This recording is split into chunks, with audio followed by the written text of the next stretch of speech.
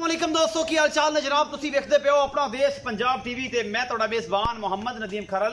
सब तो पहले अपने चैनल को करना है सब्सक्राइब ते बेल आइकन ते क्लिक करना है तुहानू हमेशा मिलता रहे। तुसी देखते रहो। अज लैके हाजिर हां तुहाडे वास्ते एक घर दी मझ है जी, हुणे सूई है, जेर नहीं पाई, पहुंच गए हैं इत्थे अल्लाह के फजल नाल। बाकी लेने देने मुकद्दर ने। अपना देश पंजाब टीवी की हमेशा अवलीन तरजीह रही है तुहाडे वास्ते नीली दे खूबसूरत और घरेलू जानवर लैके हाजिर होइए। ए मझ है, हुणे सूई है, पिछे कट्टा है, जेर अजे नहीं पाई, ए तुहाडे सामने ये सारा कुछ मेरा कैमरामैन तसल्ली ने तुहानू दिखा रहा है। कैमरामैन से करीब होकर दिखाओ। हैवाना माशाअल्लाह बड़ा खूबसूरत है। मझ दे कोल पूरी मरले मरले की वंड है, मुठ मुठ का सोहना थाने और जनाब बड़ा खूबसूरत। मैं हड्डियां दात खुडा पुट्ठा और हर चीज़। बाकी तुहाडे सामने घर की जनाब ये गां है तुहाडे सामने लैके हाजिर होए हैं। कैमरामैन दी पूरियां निगाहां ने इस मैं दे उत्ते। ये मैं जनाब सिंह थोड़े जे पिछे जाके खुंडे कर दी है। मैनू बाडी शाडी बड़ी है, मैनू नस्ल जात बड़ी है, मैनू खानदान बड़े ने। बाकी अल्लाह के फजल नाल तगड़ी है। हवाने दी माशाअल्लाह बड़ी खूबसूरत लुक है और तुसीं देखदे पे हो शाम का टाइम है, हुणे सूई है और जनाब असीं पहुंच गए हैं। जेर अजे नहीं पाई मझ ने, कट्टा जनाब बोलता है उसकी वजह तो करके कट्टे ते जांदी आ। और जनाब बार बार जो है जी कट्टे कट्टा खा लो कैमरामैन साहब काले रंग का कट्टा अट के मझ कट्टा इस लै मैं इत्थे खड़ी रहा मैं आपे आ जाए कट्टा चक लिया तू कट्टा माशा तगड़ा है ते मैं आपे आ जाए जो कट्टा चक के लेंदा तू इत्थे ले आओ चानने ते लै कट्टा चक के शेर बन शेर कुछ नहीं होंदा। कट्टा माशाल्लाह बड़ा तगड़ा है जी। ए कट्टा दिता है मैं हुणे सूई है, जेर नहीं पाई। ए तुहाडे सामने है जी माशाल्लाह बड़ा खूबसूरत माली बनेगा और बहुत तगड़ा कट्टा है। आम रूटीन जिन्हें भी जानवर मैं देखदा जेडे बच्चे होंदे ने वो बड़े छोटे और बड़े निक्के जे, लेकिन ये माशाल्लाह कट्टा बहुत बड़ा है और मेले लाई फिरदी है मझ।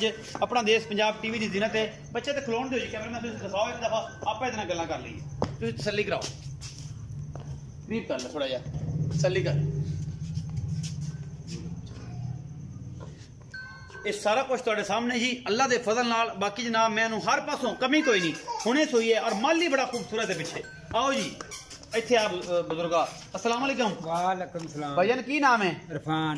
इरफान भाई। इरफान मैं घर दी? हाँ जी घर दी। ये घरे ही खड़े हैं, कोई फील्ड नहीं है कि बाहर नहीं है, घर दी है मतलब को डेरा है, घर है, घर दे विच खड़े हैं। इरफान भाई मैं किनवा सुआ सूई है? ये तीसरा सुआ सूई। तीसरा सुआ सूई है, हुणे सूई है? हाँ जी हुणे सूई है। अच्छा जेर भी नहीं सुट्टी मगर की है?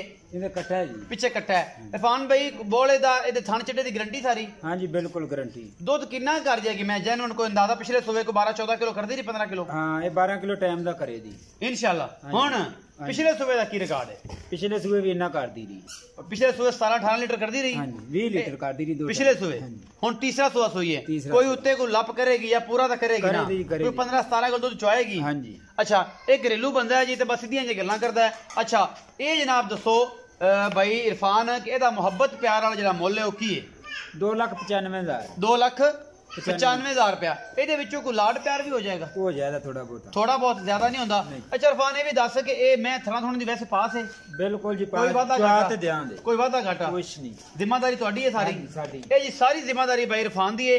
2,95,000 रुपया जी डिमांड करते हैं। मुहब्बत प्यार जड़ा थोड़ा बहुत होएगा, सिगरेट पानी हो जाएगा या चाह पानी होएगा, रोटी पानी के पैसे छुड़ावांगे तो तू इंशाल्लाह मैं चंगी है। मैं इंशाल्लाह अल्लाह के फजल नाल 17-18 लीटर दूध देने वाली है। पिछे जनाब कट्टा है, हुणे सूई है। वीडियो अच्छी लगे लाइक शेयर ते कमेंट जरूर करा जे, अपनी राय जरूर दिया जे, अपना बहुत सारा ख्याल रखा जे। मिलांगे अच्छी और बेहतरीन वीडियो नाल।